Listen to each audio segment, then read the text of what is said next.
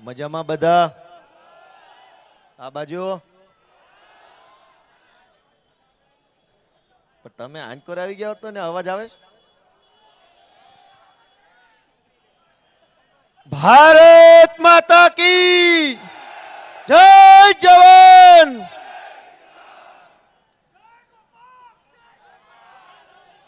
આજે સુદામા ચોક ખાતે આમ આદમી પાર્ટી દ્વારા આયોજિત આ સભામાં ઉપસ્થિત આપ સૌ સુરતના નાગરિકો, વડીલો, આગેવાનો, યુવાનો, આમ આદમી પાર્ટીના સૌ કાર્યકર્તાઓ, અમારા સૌ ઉમેદવારો, મીડિયાના મિત્રો, પોલીસના મિત્રો, વેપારીશ્રીઓ, આજુબાજુના દુકાનમાં રહેલા બધાયનો હું હૃદયપૂર્વક ખૂબ ખૂબ આભાર માનું છું. સૌને મારા પ્રણામ. મિત્રો, આ સુરત મહાનગરપાલિકાની ચૂંટણી આવી છે અને અમે ફરી એક વખત તમારા આશીર્વાદ માગવા માટે આજે અહીંયા આવ્યા છે. ગયા 5 વર્ષમાં તમે બધાએ અમારી પાર્ટીને આશીર્વાદ આપ્યા.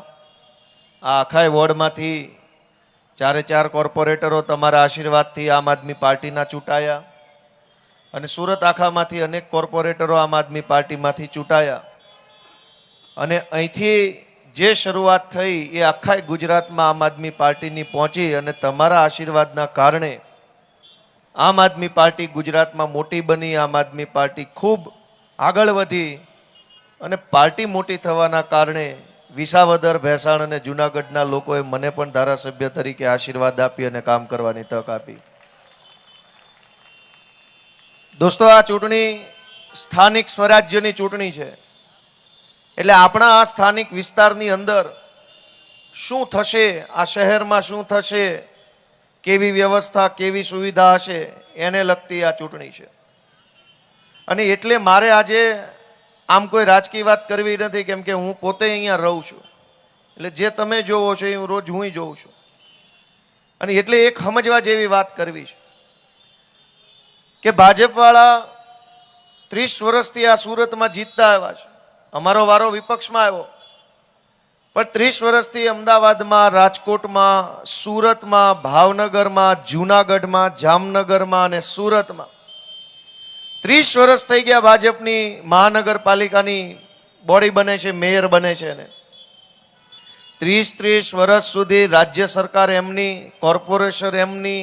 એ પછી પણ ગુજરાતનું એક પણ શહેર એવું નથી કે આપણે એમ કહી શકીએ કે આ મોડેલ શહેર ગણી શકાશે. આ વિશ્વ કક્ષાની સુવિધાવાળું શહેર છે. ધરાય ધરાઈને ટેક્સ લીધો છે આપણા બધા પાસેથી. પૈસા લેવામાં કોઈ બાકી નથી રાખ્યું. દરેક પ્રકારના પૈસા જનતા પાસેથી આ ભાજપની સરકાર લઈ જાય છે અને બદલામાં આપણને શું મળે છે? કોઈ પણ પ્રકારની સુવિધા આપણને જનતા તરીકે મળતી નથી. અને એટલે આ વખતે તમે અમને એવા આશીર્વાદ આપો કે આમ આદમી પાર્ટીની સરકાર સુરત કોર્પોરેશનમાં બને અને આ સુરતને વિશ્વ કક્ષાના શહેર તરીકે તમારા આશીર્વાદથી આ ભણેલા ગણેલા યુવાનો બનાવે એવી મારી લાગણી હું મોટા વરાછાના લોકો સમક્ષ વ્યક્ત કરું છું. દોસ્તો, કોઈ પણ કામ હોય તો એ આયોજનથી નક્કી થાય. આ પેન્ટ બનાવવું હોય તો આયોજન બને કે આખા કાપડમાંથી કઈ બાજુ કાતર મારવી તો કેવા પ્રકારનું પેન્ટ બનશે. મકાન આયોજનથી બને, ઘર આયોજનથી બને, છોકરાને ક્યાં ભણાવવા, શું ભણાવવા, ક્યારે ભણાવવા એનું પણ આયોજન હોય છે. પણ આ સુરતની અંદર કે આખા ગુજરાતમાં ભાજપના રાજમાં શહેર બનાવવાનું કોઈ આયોજન ક્યાંય કોઈની પાસે છે નહીં. મન ફાવે એ રીતે શહેર મોટું થયા કરે છે. કોઈ રોડનું આયોજન નહીં, ગટરનું આયોજન નહીં, પાણીનું આયોજન નહીં, બગીચાનું આયોજન નહીં, શાળાનું આયોજન નહીં, દવાખાનાનું આયોજન નહીં, ટ્રાફિક મેનેજમેન્ટનું આયોજન નહીં. કોર્પોરેશનમાં બેઠેલા અધિકારીઓ અને ભાજપના નેતાઓ એ બે પૈસા ખાઈ જાય અને મન ફાવે એ દિશામાં મન ફાવે એવી રીતે સુરત મોટું થતું રહ્યું છે. અત્યાર સુધી એવી ઘટના બની. એક એવો રોડ નથી કે જે રોડ ઉપર ફરવા જવાનું મન થાય. દોસ્તો, આયોજન વગર આમનામ શહેર આગળ વધતું રહેશે. શહેર આમનામ આગળ વધતું રહેશે તો કેવી રીતે આપણે સારી રીતે જીવી શકશું? તમે આ રોડનો દાખલો લઈ લો, જે રોડ ઉપર આપણે સભા કરી રહ્યા છે. જે દિવસે ટીપી પડી હશે, 40% જમીન કપાત લીધી, ઈ 40% જમીનમાંથી 20% જમીનમાં રોડ રસ્તા બનાવવાના હોય, 20% જમીનમાં શાળા, બાગ બગીચા, fire station, library, swimming pool, police સ્ટેશનો, દવાખાના, આ બધું બીજી 20% જમીનમાં બનાવવાનું હોય. આ પોતે આ રોડની હાલત જોવો, આમાં સર્વિસ રોડ છે કે સર્વિસ રોડ નથી એ જ ખબર પડતી નથી. કોઈ આયોજન નથી આમની પાસે. માત્ર પૈસા ખાય અને મન ભાવે એવા બિલ્ડિંગો, મન ભાવે એવી જગ્યાએ ઊભા કરી દે. અને ભોગવવાનું કોણે? આપણે ભોગવવું પડે છે. લાખો રૂપિયાનો ખર્ચો કરીને એક મકાન લીધું હોય, ગાડી મૂકવાની પાર્કિંગની જગ્યા નથી હોતી. આ જ રોડ ઉપર આ રોડને સર્વિસ રોડો બે સાઈડ બનાવ્યા, પણ સર્વિસ રોડ તરીકે આપણે કામમાં નથી લઈ શકતા. કેમ? કેમ કે આ બિલ્ડિંગો જે કાંઈ બન્યા એમાં કોઈ પાર્કિંગ મૂક્યું જ નથી. પાર્કિંગ વગરના બિલ્ડિંગો બની ગયા, એના પૈસા અધિકારી કમાણા. પાર્કિંગ વગરના બિલ્ડિંગો બની ગયા, નેતા પૈસા કમાણા. અને આખી જિંદગી હેરાન કોણે થવાનું? આ મોટા વરાછામાં જે રહે છે એ બધા 12 માસ જીવે ત્યાં સુધી હેરાન થવાનું.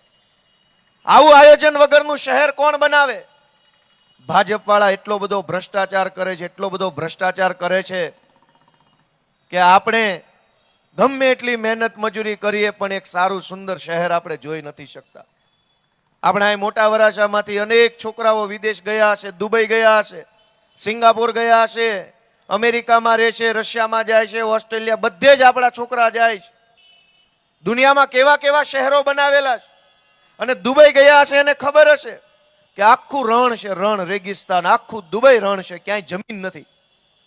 રણની અંદર એવું શહેર બનાવ્યું દુબઈની સરકારે કે એકનો એક શર્ટ 10 દિવસ સુધી પહેરો ને તો એમાંથી દુર્ગંધ ન આવે, ધૂળ ન ચોંટી હોય તમારા શર્ટ પર. એવો ને એવો 10 દિવસ સુધી શર્ટ હોય. મારી વાત સાચી છે કે ખોટી? દુબઈ ગયા હોય એ કયો ભાઈ, વાત સાચી છે કે ખોટી? દુબઈની અંદર આલિશાન શહેર બનાવી શકાય તો આ સુરતને કેમ ન બનાવી શકાય? પૈસા તો સરકાર પાસે છે જ, સત્તા છે, પૈસા છે, નેતા છે, તો પછી એક સારું શહેર કેમ નથી બનતું? કેમ કે સત્તા છે, પૈસા છે, નેતા છે, પણ દાનત કોઈની નથી કામ કરવાની ને એટલા માટે કામ નથી થતું દોસ્તો. અને જો દાનત જ ન હોય તો ગમે તેટલી વખત મત આપો કેવી રીતે કામ થાય? આજ મોટા શહેરોની સૌથી મોટી સમસ્યા શું છે કે આપણે ગામડેથી અહીં સુરત એટલા માટે આવ્યા હતા કે ગામડે સુવિધા નહોતી. ભણવાની સુવિધા નહીં, દવાખાનાની સુવિધા નહીં, પાણીની સુવિધા નહીં, સામાજિક સુરક્ષા નહીં, ગામત્રે જવું હોય તો બસ નહીં, રોજગાર નહીં, અનેક પ્રકારની અગવડતાઓ પડતી હતી. એટલે આપણે અહીં સુરત આવ્યા. અહીંયા આવીને વળી પાછું એનું ઈ જ છે, ભણવાની સુવિધા નહીં, દવાખાનાની સુવિધા નહીં. તો હવે શું કરશું આપણે? હું તમને એટલી વિનંતી કરવા માટે આવ્યો છું કે આ વખતે અમને એવા આશીર્વાદ આપો કે સુરતની અંદર આમ આદમી પાર્ટીના મેયર બને. અને માત્ર આવતી ચૂંટણીનું નહીં, આવતી પેઢીનું વિચારીને અમારી પાર્ટી 5 વર્ષ એવું કામ કરશે કે 10 વર્ષ પછીનું સુરત તમે જોશો તો ખુશ થશે એવું બનશે. એકેય ભાજપના નેતા પાસે સુરતમાં આવનારા 10 વર્ષનું સુરત કેવું હશે એનું કોઈની પાસે નકશો નથી, રોડમેપ નથી, વિઝન નથી, સપનું નથી, કોઈને કાંઈ ખબર નથી. બસ મતલાવો 30 વર્ષથી ભાજપ છે. દર ચોમાસે પાણી ભરાઈ જાય, 12 માસ કચરાના ઢગલા પડ્યા હોય, 12 માસ ટ્રાફિક જામ, ટે ટે ટે હોર્નના કર્કશ અવાજો. 30 વર્ષની અંદર પ્લાનિંગ કરીને આ સિટીને ડેવલપ કર્યું હોત તો મોટા પોળા પોળા રોડ હોત, દરેક વોર્ડમાં 5-5 બગીચા હોત, અને દરેક વોર્ડ દીઠ શાળાઓ હોત, 2 વોર્ડ વચ્ચે એક દવાખાનું હોત. તમે બધાય મને કહો આ થઈ શક્યું હોત કે ન થઈ શક્યું હોત? આજ બધી બાજુ હાંકડા રોડ, અહીંથી જવા સુદામા ચોકથી આમ બે બાજુ એટલું બધું ભરચક બાંધકામ થઈ ગયું. કોણે કર્યું? અધિકારી પૈસા ખાઈ ગયા, નેતા પૈસા ખાઈ ગયા. ભોગવે છે કોણ? અહીંથી એબીસી ચોક તરફ જાઓ, ગેરકાયદેસર જે કાંઈ બાંધકામ જેણે કર્યું ઈ કમાણા, અધિકારી કમાણા, નેતા કમાણા. ભોગવે છે કોણ? અને આજે તમે ચારેય બાજુ જુઓ કે શહેરને એક સારી રીતે આટકોણે રોડ હોય, બડા રોડ હોય, ને અડધી ખબર કે હવાથી હાંડીના ડબ્બો કરે કરી કચી કેવી કાંઈ હોય. ઘણા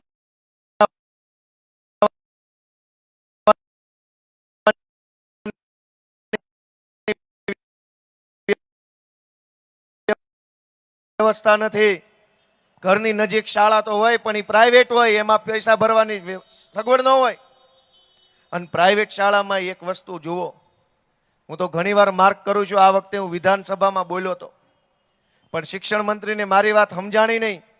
મેં એને એમ કીધું કે સ્કૂલ બસો જે આવે છે, કોઈ પણ સ્કૂલની અડધા વાન આવે છે, અડધી બસો આવે છે, અડધી બીજી બસો આવે છે. પહેલો છોકરો જેને સ્કૂલમાંથી બેહાડે જે ઘરેથી, પછી બધા છોકરાને લેવા જાય એટલે 1.5-2 કલાકની સ્કૂલ ખાલી છોકરા ભેગા કરવામાં ફરે, અને પછી બધા છોકરા ભેગા કરીને ક્યાંની ક્યાંય એ બસ જાય ને ત્યાં સુધીમાં છોકરા ભણે એવા નથી રહેતા, લંઘાઈ જાય છે અંદર ને અંદર. આખા છોકરા એટલા બધા થાકી જાય કે ભણે એવા ન રહે, અને ભણીને પાછા આવે ત્યારે પહેલો છોકરો ઉતારે, છેલ્લો ઉતારે, ત્યાં સુધી ટ્રાફિકમાં બસ આમ આમ આમ આમ ફર ફર ફર ફર કરે ને છોકરા કોથળા જેવા થઈ જાય છે. મારી વાત સાચી છે કે ખોટી? ભણવા જાય ત્યારે થાકીને જાય, ભણીને આવે ત્યારે થાકીને આવે. આ પાટીલને કે આ સંઘવીને સજ્જે શરમ નથી કે ઘરની નજીકમાં એક શાળા ખોલું.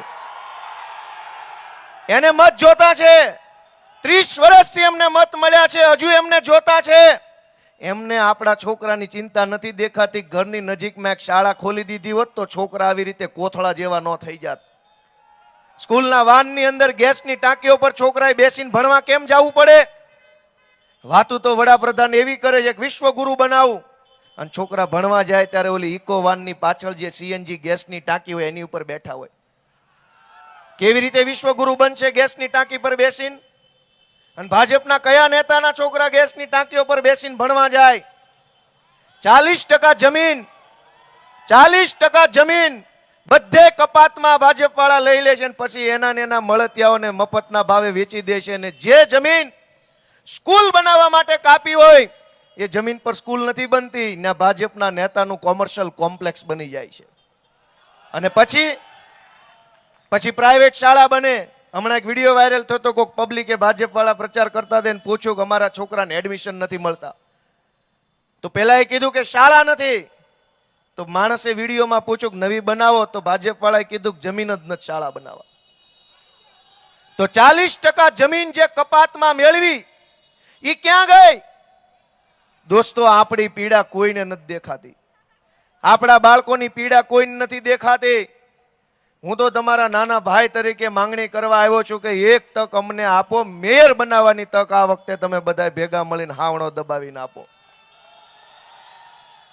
પાટીલે કાલ ચેલેન્જ મારી કે તમારી હવે 27 સીટો નહીં આવે. સાંભળ્યું બધાએ?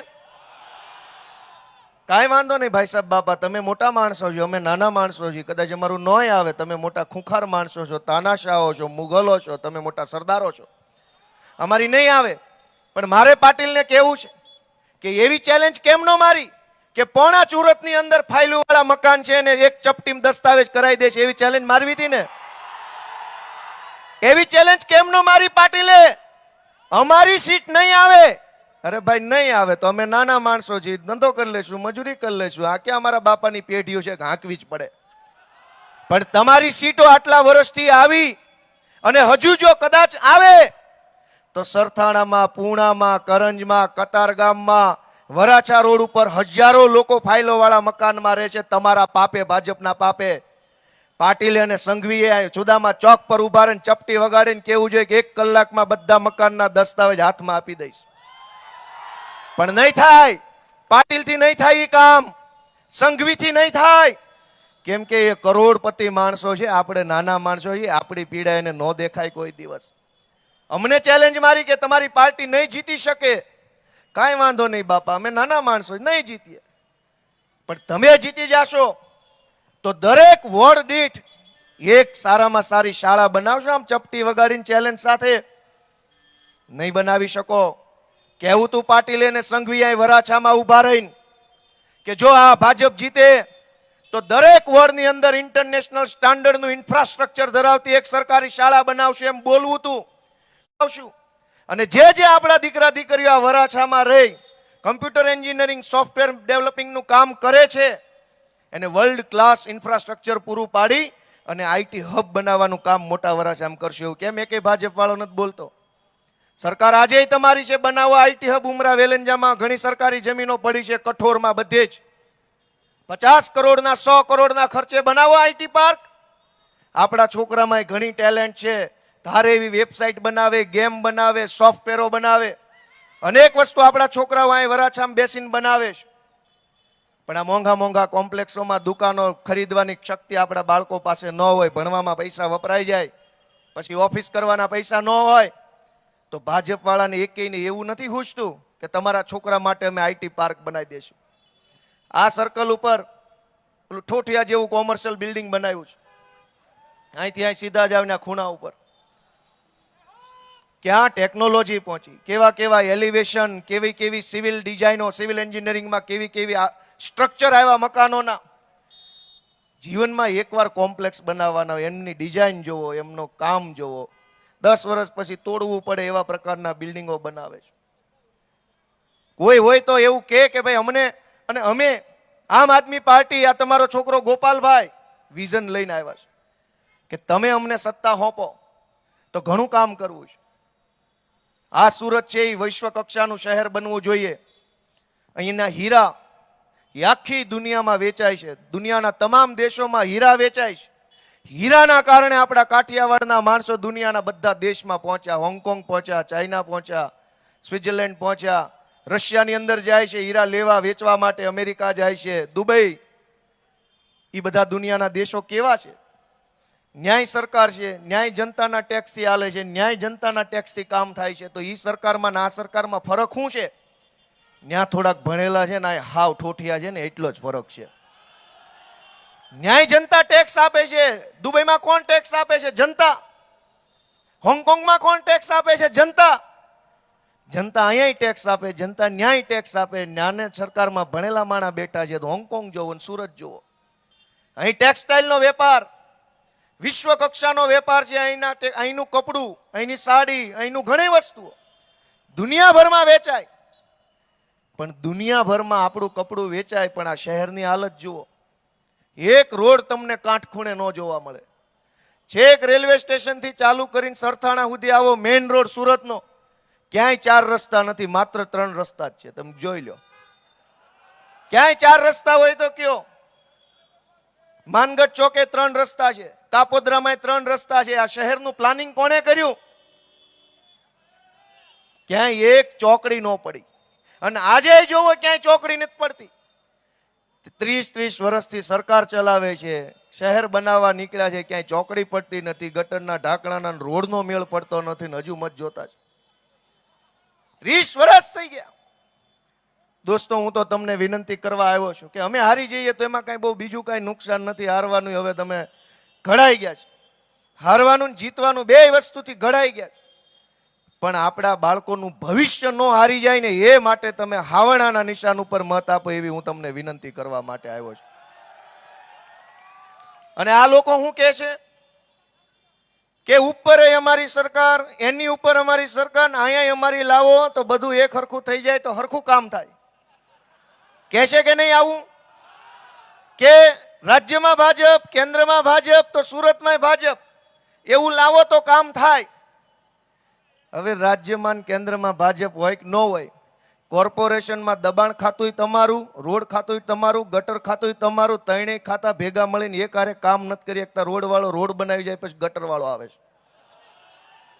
તમારા ને તમારા બે ખાતા ભેગા મળીને કામ નથી કરી શકતા, તો તમે ઉપરની હેઠેની સરકાર ભેગા મળીને અમારો ભોહાડીઓ ફેરવવા માંગો છો. ઉપર તમારું ને હેઠે તમારું, એટલે તમારે અમને ગળા પપ્પા દેવા છે. મિત્રો, જરાક વિચારો આપણા શહેર વિશે કે આટલી મહેનત કરીએ, મજૂરી કરીએ, અને 2 પૈસા કમાયા પછી એક સારું શહેર તો આપણને મળવું જોઈએ કે ન મળવું જોઈએ? તમે વિચારો કે એક સારું શહેર તો જોઈએ ને. આજ ગાડીઓ મૂકવાના ડખામાં કેટલી જગ્યાએ બાંધણા થાય છે. સોસાયટીના કેમ્પસમાં ગાડીઓ મૂકવાની જગ્યા નથી. સરકાર ધારે, કોર્પોરેશનના માણસો ધારે તો નવું બિલ્ડિંગ બનતું હોય ત્યારે જ સરકારી માણસો મૂકીને માર્જિનની જગ્યામાં 1 ફૂટ જો ઓછું માર્જિન છોડ્યું હોય તો રોકાવી શકે. પણ આ લોકો નથી રોકાવતા. અનેક બિલ્ડિંગો બને, કોઈ જગ્યાએ માર્જિનની જગ્યા મૂકવી નહીં. કોમન પ્લોટ વેચી નાખે, ભોયરામાં દુકાનો બનાવી નાખે, લઈ જ લ્યો, કાંઈ મૂકતા જ નહીં. અને એ બધું જ પૈસા બનાવીને કોણ વયો જાય? અધિકારી ને નેતા. તમારા કોમર્શિયલ કોમ્પ્લેક્સના બેઝમેન્ટમાં દુકાનો બની જાય, પાર્કિંગમાં દુકાનો બની જાય, સોસાયટીના કોમન પ્લોટમાં દુકાનો બની જાય. આખી જિંદગી મહેનત કરીને 50 લાખનો ફ્લેટ લીધો હોય, એમાં એક કોમન પ્લોટ નો વધવા દીધો હોય, તો ક્યાં જઈને કહેવાનું? ક્યાં જઈને કહેવાનું? કોને કહેવાનું? ને એટલે હું કહું છું કે વાત માત્ર રોડ ને ગટર ને ઢાંકણા ને કૂતરા મરી ગયા ને ઝાડવા કપાઈ ગયા એ નથી. વાત એમ છે કે આવનારા 10 વર્ષનું સુરત પ્લાનિંગ સાથે, નકશા સાથે, વ્યવસ્થિત આયોજન સાથે કોણ બનાવશે? તમારું મન એમ કે ભણેલા ગણેલા યુવાનો બનાવશે, તો અમે હાવણો લઈને આવ્યા છે તમારી પાસે. હાવણાનું બટન બધા દબાઈ દેજો. આ ભાજપ વાળાથી નહીં થાય. મેયર દર વખતે એમના હોય. અહીં અમરોલીમાં ઓલો છોકરો ગટરના ઢાંકણામાં પડી ગયો, ગુજરી ગયો, અને કોઈ આજ દિવસ સુધી ન્યાય ન અપાઈ શક્યું.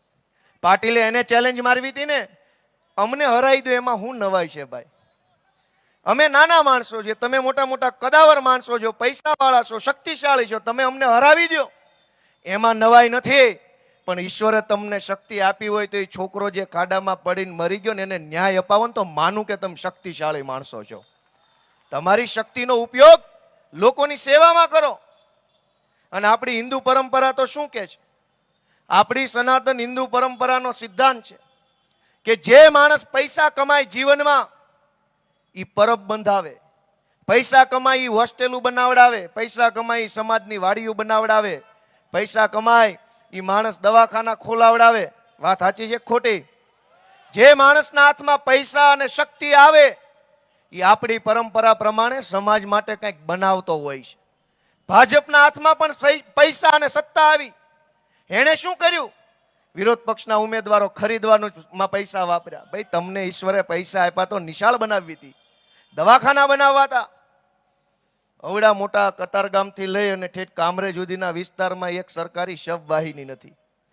જીવતે જીવતો સુવિધા નથી આપતા. મરી ગયા પછી એક હારું ઠાઠડી લઈ જવાનું વાહન નથી સરકારી. અનેક ટ્રસ્ટની સંસ્થાઓ એના પેલા મોક્ષ રથ, અંતિમ રથ સંસ્થાના હાલે છે. આપણે મરી જાય તો આપણી લાશ લઈ જવાનો ખટારો આ સરકાર પાસે નથી ને વાત કરે છે વિકાસની. મહણિયા નથી. જાહેર સ્ટેજ ઉપરથી આવું બોલતા આપણને તો શરમ આવે કે માણસ મરી જાય તો ક્યાં ઠેઠ બાળવા લઈ જાઓ. થોડુંક નજીકમાં કંઈક બાળવાના ઠેકાણા નથી. આ તો મોત સુધરે નહીં. ક્યારે વિકાસ થશે? અને એટલે હું કહું છું કે આપણી પરંપરા એ છે કે જેના હાથમાં શક્તિ આવે. હું આવ્યું?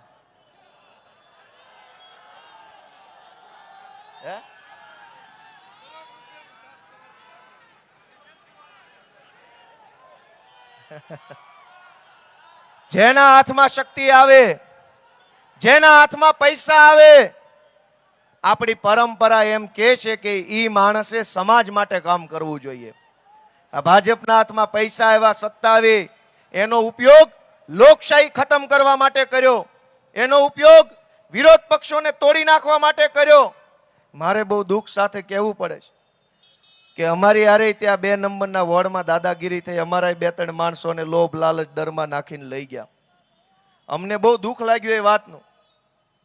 પણ મુદ્દો એ છે, અમને ઘણાએ કીધું કે તમારા માણસો વયા જાય છે, વયા જાય છે, વયા જાય છે. એ તો આપણે નાની દુકાન કરી હોય તો કોક આપણું બૂચ મારીને વહી જાય. રિલાયન્સના માલિક થઈ જાય કોઈ પાવલીનું બૂચ મારીએ કે?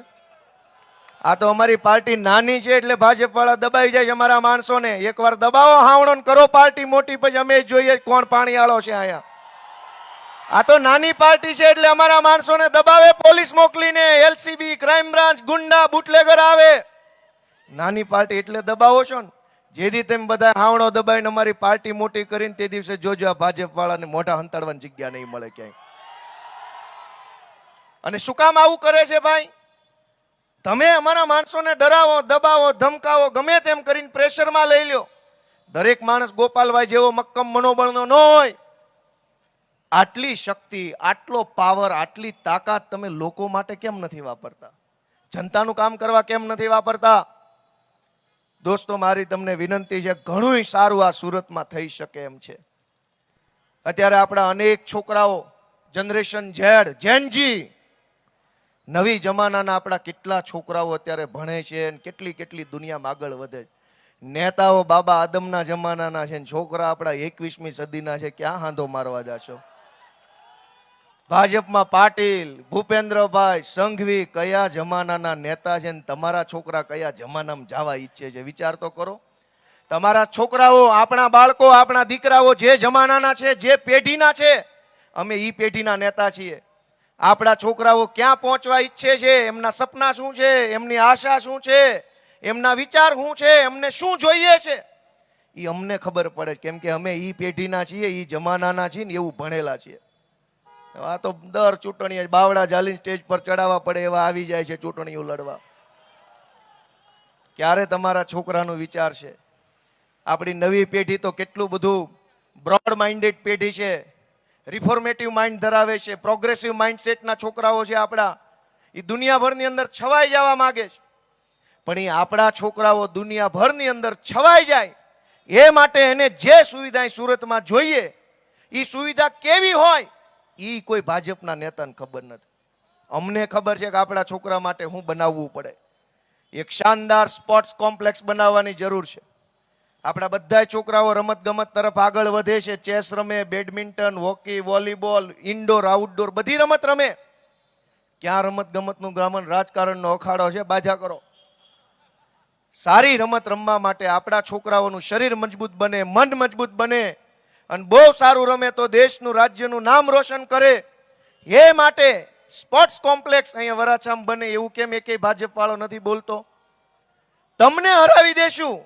ભાઈ અમને હરાવી દેમાં હું મહાનતા છે? 500 કરોડના ખર્ચે ઇન્ટરનેશનલ સ્ટાન્ડર્ડનું સ્પોર્ટ્સ કોમ્પ્લેક્સ બનાવો તો માનું કે તું મુશાળો મરદ છો. બાકી શું છે? સરકાર તમારી છે, કરો ને ભાઈ. અમને હું કામ ચેલેન્જો આપો? અમે નાના માણસો છીએ, માંડ માંડ જીવીએ છીએ, જીવવા દો અમને. ચેલેન્જો મારવી હોય તો કામની ચેલેન્જ મારો. તમારી સરકાર છે, 2 નહીં 3 એન્જિન છે. અને જો કે આ ડબલ એન્જિનની વાતમાં મને દમ નથી લાગતો. એક એન્જિન કામ કરતો હોય બીજું શું કામ લગાડવું પડે છે? 2 એટલે લગાડ્યા છે કે 2 માંથી એકેય હાલતા નથી, ડબ્બા ગાડી છે. એક એન્જિનથી કામ. કોઈની ગાડીમાં 2 એન્જિન છે ભાઈ? કયો કોઈની ગાડીમાં ક્યાંય 2 એન્જિન છે? કોઈ ન હોય. અને એકે ન થતું હોય તો બીજું આગળથી વાહેટ લગાડવું પડે.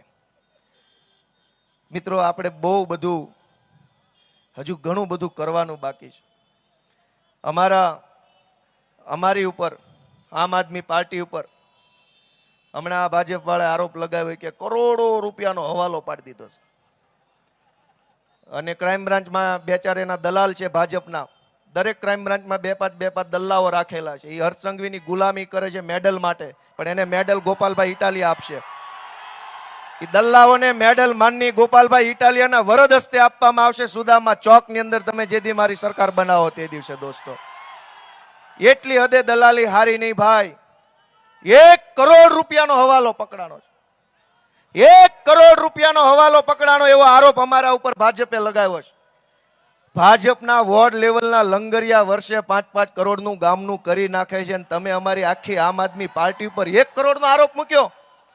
આખી રાષ્ટ્રીય આમ આદમી પાર્ટી 3 રાજ્યોની અંદર જેની પાસે ધારાસભ્યો છે, લોકસભામાં સભ્યો, રાજ્યસભામાં સભ્યો, એવડી મોટી પાર્ટી ઉપર 1 કરોડનો આરોપ. 5-10 કરોડનું તો મોટા વરાછાના ભાજપના લંગરિયાઓ કરી નાખે છે વર્ષે ગામનું બૂચ મારીને. આજ મોટા વરાછામાં વિદેશમાં વિઝા અપાવવાના બાને ભાજપના એક લુખાના છોકરાએ કરોડો રૂપિયાનું કરી નાખ્યું. અને તમે અમારી આખી પાર્ટી કે રાજ્યસભામાં સાંસદો, લોકસભામાં સાંસદો, ગોવામાં ધારાસભ્યો, પંજાબમાં ધારાસભ્યો, ગુજરાતમાં ધારાસભ્યો, દિલ્હીમાં ધારાસભ્યો વાળી પાર્ટી, કાશ્મીરમાં ધારાસભ્યો, એવડી મોટી પાર્ટી પર 1 કરોડનો આરોપ.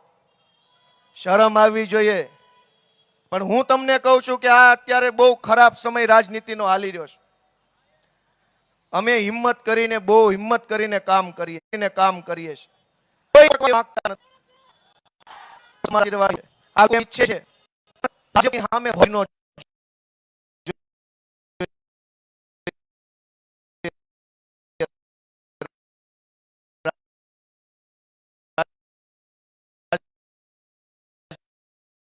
નીતિ કોઈ ન હોવો જોઈએ. માત્ર ભાજપ વાળા ગમે તેમ કરીને, દાદાગીરી કરીને, ગુંડાગીરી કરીને, ક્રાઇમ બ્રાન્ચ મોકલીને 2024ની લોકસભાની ચૂંટણી અહીંયા બિનહરીફ થઈ હતી.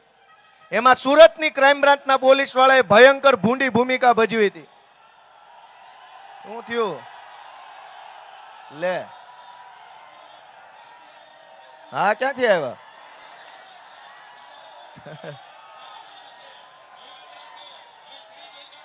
શું મુદ્દો છે આપણો? કઈ મુદ્દો જ નથી, એમ નામ નીકળ્યા. બોલો. પછી ગાડી મૂકીને આવો, બધા સભામાં આવો. એ કે અમારે તમારી સભામાં આવું. આવો ને, કાંઈ વાંધો નહીં, અમારે શું વાંધો.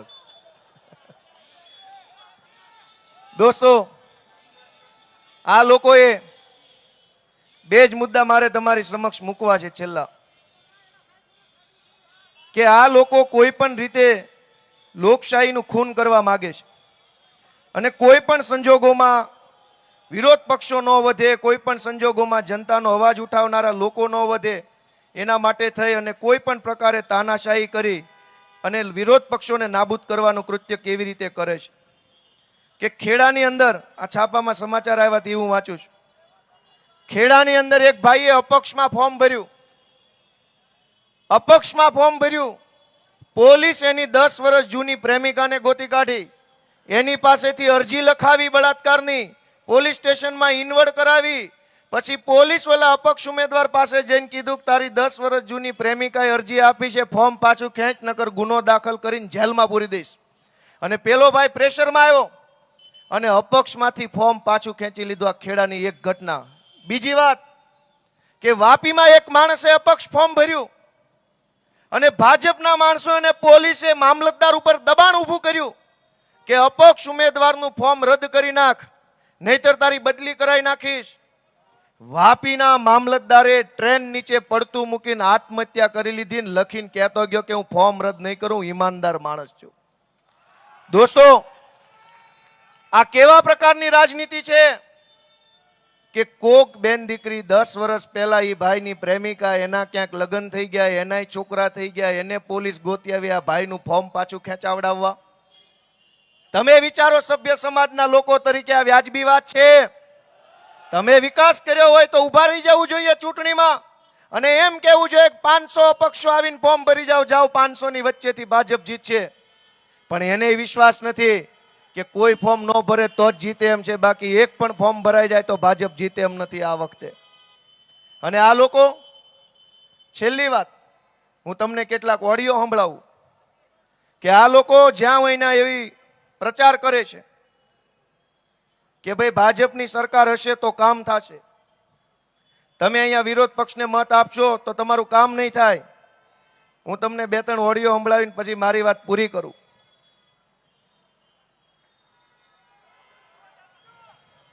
આપ ઉભા રહો, ચાલુ નથી થયું. સાંભળજો હવે. તો અમદાવાદના ઇન્ડિયા કોલોની વોર્ડમાં પણ ભાજપનો ઉગ્ર વિરોધ કરવામાં આવ્યો. અનિલ સ્ટાર્ચ મિલ પાસે ભાજપ ઉમેદવારો અને કાર્યકરોનો વિરોધ કરાયો. ઘનશ્યામ બારોટ, પંકજ પટેલ અને કાર્યકરોનો લોકોએ ઉધડો લીધો. વિસ્તારમાં પ્રાથમિક સુવિધાના કામ ન થતા હોવાનો લોકોએ આક્ષેપ લગાવ્યો છે. લોકોએ ભાજપ અમદાવાદમાં ભાજપના નેતાનો પબ્લિકે વિરોધ કર્યો, કામ નથી થતું એટલે. વિડીયો પહેલો. બીજો સાંભળો. તો ઉમેશની જેમ સુરતમાં ફરી એકવાર ભાજપના ઉમેદવારોનો વિરોધ થયો. છેલ્લા થોડા દિવસોથી આ સિલસિલો ચાલી રહ્યો છે. હવે વોર્ડ નંબર 7માં ભાજપના મહિલા ઉમેદવાર પહોંચ્યા તો જનતાએ વેધક સવાલ કર્યા. પ્રચાર દરમિયાન જનતાએ 5 વર્ષના કામનો હિસાબ માંગ્યો. મતદારોને ભાજપના કોર્પોરેટરોનો સુરતમાં વિરોધ. હજુ સાંભળજો. ઇન્ડિયા કોલોની વોર્ડમાં પણ જે સભ્યનો લોકોએ કર્યો છે વિરોધ. લાંબામાં ધારાસભ્ય અમોલ ભટ્ટનો સ્થાનિકોએ ઉગ્ર વિરોધ કર્યો. સ્થાનિકોએ હાય હાયના નારા લગાવી ધારાસભ્યને ઘેર્યા. ઉગ્ર વિવાદને કારણે ધારાસભ્યએ પોલીસની મદદ લેવી પડી. સ્થાનિકોના વિરોધને કારણે ધારાસભ્યએ ચાલતી પકડી. ધારાસભ્યથી જ્યાં ચૂંટણી ટાણે જ બીજેપીના ઉમેદવારોનો ભારે વિરોધ શરૂ થઈ ગયો છે. પ્રચાર માટે પહોંચેલા ઉમેદવારનો લોકોએ લીધો હતો ઉજળો. વોર્ડ નંબર 12માં પ્રચાર માટે ગયેલા ઉમેદવારોને સ્થાનિકોએ ઘેર્યા હતા. વડોદરામાં, રાજકોટમાં, અમદાવાદમાં, જામનગરમાં, ભાવનગરમાં, સુરતમાં, બધી જ જગ્યાએ, ધ્યાનથી સાંભળજો, બધી જ જગ્યાએ આમ જનતા, સામાન્ય પબ્લિક ભાજપનો ભયંકર વિરોધ કરી રહી છે. શું કામ? કે કોર્પોરેશન અમદાવાદમાં, રાજકોટમાં, જામનગરમાં, વડોદરામાં, ભાવનગરમાં ભાજપની છે. તમામ જિલ્લાઓમાં ધારાસભ્યો ભાજપના, સાંસદ સભ્યો ભાજપના, અને છતાંય પબ્લિક ચપ્પલો લઈને એની પાછળ પડી છે. અને ઈ ભાજપ વાળાએ વરાછામાં આવીને, વિસાવદર આવીને એમ કહે છે કે વિરોધ પક્ષને મત આપો છો તો કામ નથી થતા. જ્યાં તમારી પાર્ટીના સાંસદો, ધારાસભ્યો અને કોર્પોરેટરો છે, ત્યાં કેમ પબ્લિક જોડા લઈને વાહે પડી છે? કામ તમને મત આપવાથી જ થાતો હોત તો વડોદરામાં કેમ તેલમાં પલાળેલા જોડા લઈને વાહે થાય છે પબ્લિક? અમદાવાદમાં કેમ ધોકા કાઢે છે? રાજકોટની અંદર કેમ ભાજપની પાછળ પડી છે પબ્લિક? ભાજપને મત આપવાથી જ કામ થાતું હોત તો ભાજપની કોર્પોરેશન, ભાજપનો ધારાસભ્ય, ભાજપનો સાંસદ સભ્ય હોય ત્યાં પણ પબ્લિક પાછળ ન પડતી હોત. આ બધા જ સમાચારો મેં તમને એટલે સંભળાવ્યા કે આ તો આપણે અહીંયા વરાછામાં છીએ, વિસાવદર ભેસાણમાં મને મત આપ્યો તો ભાજપ વાળા મેણા મારે છે કે વિપક્ષને મત આપો એટલે કામ નહીં થાય. હમણાં અડાજણમાં વિરોધ થયો તો ન્યા કોને મત આપ્યો પબ્લિકે? અડાજણમાં બોર્ડ માર્યા છે, ક્યાંય કોઈ ભાજપ વાળા આવવું નહીં. જોયું કે નહીં તમે બધાએ? અમદાવાદના ઘાટલોડિયામાં સોસાયટીએ બોર્ડ માર્યા છે કે ભાજપના નેતાઓ અહીં ઘૂસવું નહીં. ઘાટલોડિયા વિધાનસભા એટલે મુખ્યમંત્રી ભૂપેન્દ્રભાઈ જ્યાંના ધારાસભ્ય છે ઈ વિધાનસભામાં બોર્ડ માર્યા છે. આનંદીબેન પટેલ ઘાટલોડિયાથી ધારાસભ્ય હતા, ભૂપેન્દ્રભાઈ પટેલ ઘાટલોડિયાથી ધારાસભ્ય છે. જ્યાંથી બે મુખ્યમંત્રી આવ્યા હોય ન્યાની પબ્લિકે બોર્ડ માર્યા છે કે અહીંયા આવતા નહીં, મહેરબાની કરીને તમે. દોસ્તો, કામ કરવા માટે સત્તા નહીં, દાનત જોઈએ, દાનત. જેની નિયત સાચી હોય, જેના વિચારો સારા હોય, એ સત્તામાં હોય કે સત્તામાં ન હોય, કામ થાય ને થાય. દોસ્તો, એનું કામ છે. અને કેવી રીતે કામ થાય એનો દાખલો આપું કે આ સુરતમાં ધોરણ 11 અને 12 ની સરકારી શાળાઓ વરાછાની અંદર ચાલુ કરાવડાવી. દોસ્તો, મહાનગરપાલિકા સંચાલિત ધોરણ 11 અને ધોરણ 12 ની શાળાઓ અમદાવાદ કોર્પોરેશનમાં નથી, જામનગર કોર્પોરેશનમાં નથી, ગાંધીનગર કોર્પોરેશનમાં નથી, માત્ર સુરતમાં છે. શું કામ? કે 2 હાવણા બોથામાં મૂક્યા ને તો બુદ્ધિ ઠેકાણે આવી ગઈ હતી. મિત્રો, આ 40% જમીન કાપી જાય અને કરોડો રૂપિયાનો ભ્રષ્ટાચાર જે ભાજપ કરે છે, પછી જે પેલા પ્લોટ આવે એ અત્યાર સુધી એના મળતિયાને વેચી દેતા હતા. ભાજપના અનેક મોટા નેતાઓ હેતુફેર કરીને કોર્નરના પ્લોટ લઈને કાળી કમાણી કરીને અત્યારે દાનેશ્વરી કરણો બની ગયા છે. હેતુફેરો કરી લીધા, ખૂણાના પ્લોટ કુદાવીને કોર્નર પર આવ્યા. છેલ્લા પ્લોટ ખેડૂતોને આપ્યા, ગરીબ પબ્લિકને આપ્યા, મોકાના પ્લોટ પર એના મળતિયા આવ્યા. આ પ્લોટ વેચવાનો, હેતુફેર કરવાનો, પ્લોટ કુદાવવાનો ધંધો બેફામ હાલતો હતો. તમારા આશીર્વાદથી આમ આદમી પાર્ટી સુરતના વિરોધ પક્ષમાં આવી. હું તમને સુદામા ચોકથી કહી શકું છું કે છેલ્લા 5 વર્ષમાં સુરત મ્યુનિસિપલ કોર્પોરેશનનો એક પણ પ્લોટ અમે વેચાવા નથી દીધો, એક પણ પ્લોટ નથી વેચાવા દીધો. રાજકોટમાં પ્લોટ વેચવા કાઢ્યા, ગાંધીનગરમાં, અમદાવાદમાં, વડોદરાની અંદર જેટલા પ્લોટ ટીપીમાં 40% લેખે મળ્યા એ બધાય કોર્પોરેશન વાળાએ વેચીને ભાગ બટાઈ કરીને ખાઈ પીને વયા ગયા. પણ સુરતમાં તમારા આશીર્વાદ, હવે અમારો મેયર બેહાડો તો એ પ્લોટમાં નિશાળ બનાવવાનું અમારું એક સપનું છે. દોસ્તો, તમારા આશીર્વાદથી સુરત મ્યુનિસિપલ કોર્પોરેશન દ્વારા આખા વરાછામાં બ્યુટિફિકેશન થયું. દોસ્તો, વિપક્ષમાં હતા, એટલું બધું લડાઈ ઝઘડો કરવો પડ્યો, એટલો બધો સંઘર્ષ કરવો પડ્યો, એટલી બધી તાકાત લગાવવી પડી. અમારા માણસોને જેલમાં પૂર્યા, અમારા માણસો પર FIRઓ થઈ, કેટલાક લોકોને ડરાવી લલચાવીને ભાજપમાં લીધા, અમારા પરિવારોને હેરાન કરવાની કોશિશ કરી.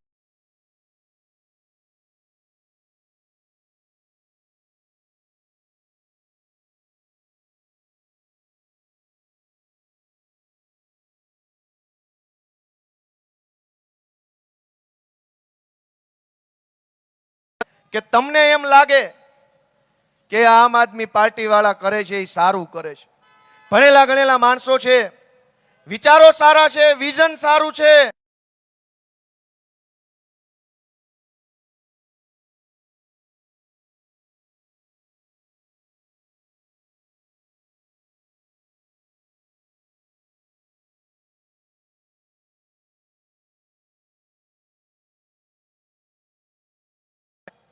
હું આખા ગુજરાતમાં રખડું છું, મને બધા જોવે છે.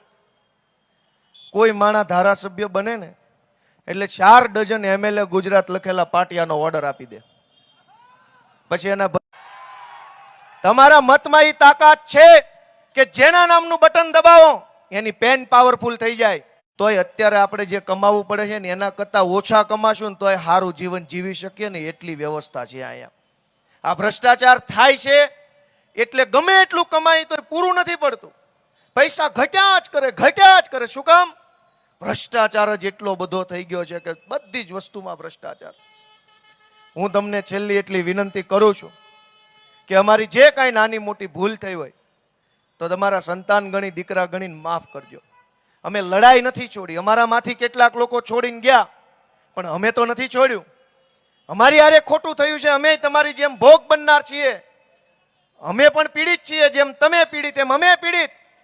પણ અમે રસ્તો નથી બદલ્યો. અને તમને જો એવું લાગે કે આ રસ્તો નથી બદલ્યો એટલે આ માણસને આશીર્વાદ આપવા છે તો હું 2 હાથ જોડીને કહું છું કે એકવાર અમારો હાવણો બધા મોટા વરાજામ દબાઈ દેજો અને બધાને કહેજો.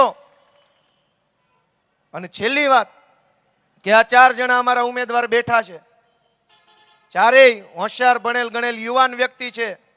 આ ચારેય ચૂંટાશે તો ગોપાલ ઇટાલિયાના નેતૃત્વમાં કામ કરશે. આખા ગુજરાતને ખબર છે કે આના નેતા, આ ચારેય વ્યક્તિના નેતા મનોજ સોરઠિયા ને ગોપાલ ઇટાલિયા છે. ભાજપમાં ચૂંટાશે તો એના નેતા કોણ? પાટીલ, સંઘવી. સેનાપતિ કોણ? આ અમારા સૈનિક. એનો સેનાપતિ અહીંયા ઊભો. ભાજપ વાળાને પૂછો કે કાલ ચૂંટાઈ જાઓ તમારો સેનાપતિ કોણ? 8 પાસ ને માજી બુટલેગર ને આવા લોકો. દોસ્તો, સેનાપતિ કઈક સારો પસંદ કરજો. હું આ 4 ઉમેદવારોનો સેનાપતિ હું છું. તમારો દીકરો ગોપાલ ઇટાલિયા એડવોકેટ છે. હું આખી સુરત કોર્પોરેશનમાં જે લોકો જીતવાના છે એનો સેનાપતિ હું છું. ભાજપ વાળાને પૂછજો કોણ તમારો સેનાપતિ છે? કોઈ સારો માણસ? એક કામમાં આયોજન નથી. સાવ છેલ્લી વાત કે ડાયમંડ બુર્સ બનાવ્યું, 4000 કરોડ રૂપિયાનો ખર્ચો થયો. ધ્યાનથી સાંભળજો. ડાયમંડ બુર્સમાં 4000 કરોડ રૂપિયાનો ખર્ચો કર્યો. આયોજન વગરનો ખર્ચો કરી નાખ્યો. આજે એક પણ વેપારી ત્યાં બેસવા જવા મનથી રાજી નથી એટલે હર્ષ સંઘવી એને દબાવે છે. મિત્રો, એક વાત સમજો કે આયોજન વગરની સરકારો હાલશે તો આપણું નહીં, આવનારી 10 પેઢીઓનું તે કોઈ દી ભલું નથી થવાનું. વાત આયોજન વાળી હોવી જોઈએ. 4000 કરોડ રૂપિયાનું બિલ્ડિંગ ખડક્યું અને વાહવાહી કરવા માટે આવીને ભાષણો કરી ગયા. આજ એક પણ મુંબઈથી ઓફિસ વાળા અહીંયા આવી શકે એવી હાલત નથી. શું કામ? ખાલી બિલ્ડિંગ બનાવવાનું ન હોય, ઇન્ટરનેશનલ એરપોર્ટ જોઈએ, ડાયરેક્ટ લંડનની, ડાયરેક્ટ દુબઈની, ડાયરેક્ટ અમેરિકાની 25 ફ્લાઇટો જોઈએ, 5 સ્ટાર 7 સ્ટાર હોટલો જોઈએ, જ્વેલરી વાળા બધા ઇન્ટરનેશનલ જ્વેલરીનું ટ્રેડિંગ કરતા હોય એવા માણસો અહીંયા જોઈએ. બધું ભેગું થાય તો ડાયમંડ બુર્સ હાલે. કોણ એને સમજાવે? 8 પાસો ને કાકા બધું લાવવું પડે. એકલો હીરા વાળો ન હાલે. જ્વેલરી વાળો જોઈએ, વિમાન વાળો જોઈએ, હોટલ વાળો જોઈએ, રેસ્ટોરન્ટ વાળો જોઈએ. હાવ આમ નામ હાલે છે લોલમ લોલ. તમારા પૈસાનું કરોડો રૂપિયાનું પાણી એક ચપટી વગાડતા કરી નાખે છે. પણ બાળકોને ભણવાની વ્યવસ્થા હોય તો પૈસા નથી. અને એટલે હું વારંવાર છેલ્લી વાર વિનંતી કરું છું ભાઈ કે અમારા ચારેય સૈનિકોને તમે જીતાડો. આમ આદમી પાર્ટીને મત આપો. આપણો આ નવો વિકસતો વિસ્તાર છે, છેક ત્યાં વેલંજા સુધી. આ નવા વિકસતા વિસ્તારની અંદર પોળા રોડ પહેલેથી બને, પહેલેથી ગટર વ્યવસ્થા સારી બને, પહેલેથી પાણીની લાઈન સારી બને, પહેલેથી સ્ટોર્મ લાઈન વરસાદી પાણીની લાઈન પહેલેથી સારી બને તો જીવનભર તકલીફ ન પડે. પહેલેથી સારું બનાવવું હોય, હજુ શહેર આગળ વધી રહ્યું છે, પહેલેથી સારું કરવું હોય તો સાવણાના નિશાન ઉપર મત આપી અમને વિજય બનાવો એવી મારી વાત સાથે આ બધાય ઉમેદવારો વતી હું આપ સૌનો હૃદયપૂર્વક ખૂબ ખૂબ આભાર વ્યક્ત કરું છું. ભારત માતા કી